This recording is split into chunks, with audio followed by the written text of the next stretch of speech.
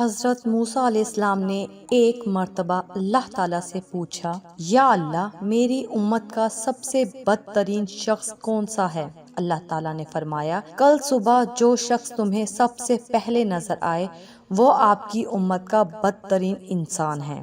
حضرت موسیٰ علیہ السلام صبح جیسے ہی گھر سے باہر تشریف لائے، ایک شخص اپنے بیٹے کو کندھے پر بٹھائے ہوئے گزرا۔ حضرت موسیٰ علیہ السلام نے دل میں سوچا، اچھا تو یہ ہے میری امت کا سب سے برا انسان۔ پھر آپ اللہ تعالیٰ سے مخاطب ہوئے اور کہا، یا اللہ میری امت کا سب سے اچھا انسان کون سا ہے؟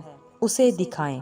اللہ تعالیٰ نے فرمایا، شام کو جو شخص سب سے پہلے آپ سے ملے وہ آپ کی امت کا سب سے بہترین انسان ہے۔ حضرت موسیٰ علیہ السلام شام کو انتظار کرنے لگے کہ اچانک ان کی نظر صبح والے بدترین انسان پر پڑی۔ یہ وہی شخص جو صبح ملا تھا۔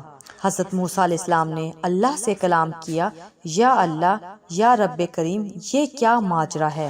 جو شخص بدترین تھا وہی سب سے بہترین کیسے ہو سکتا ہے؟ اللہ تعالیٰ نے فرمایا، صبح جب یہ شخص اپنے بیٹے کو کندھے پر بٹھائے جنگل کی طرف نکلا تو اس کے بیٹے نے اس سے پوچھا، ابا کیا اس جنگل سے بڑی کوئی چیز ہے؟ اس نے کہا، ہاں بیٹا، یہ پہاڑ جنگل سے بھی بڑے ہیں۔ بیٹا بولا، ابا ان پہاڑوں سے بھی بڑی کوئی شے ہے؟ وہ بولا، ہاں بیٹا، یہ آسمان پہاڑوں سے بھی بہت بڑا، وسیع و عریض ہے۔ بیٹے نے کہا، ابا اس آسمان سے بڑی بھی کوئی چیز ہے؟ باپ نے ایک سرد آہ بھری اور دکھ بھری آواز میں بولا، ہاں بیٹا، اس آسمان سے بھی بڑے تیرے باپ کے گناہ ہیں۔ بیٹے نے کہا، ابا تیرے گناہ سے بھی بڑی کوئی چیز ہے؟ باپ کے چہرے پر ایک چمک سی آ گئی اور بولا، ہاں بیٹا، تیرے باپ کے گناہوں سے بہت بڑی میرے رب کی رحمت اور اس کی مغفرت ہے۔ اللہ رب العزت نے فرمایا، اے موسیٰ، مجھے اس شخص کا اعتراف گناہ اور ندامت اس قدر پسند آیا کہ میں نے اس بدترین شخص کو تیری امت کا بہترین انسان بنا دیا۔ میں نے اس کے تمام گناہ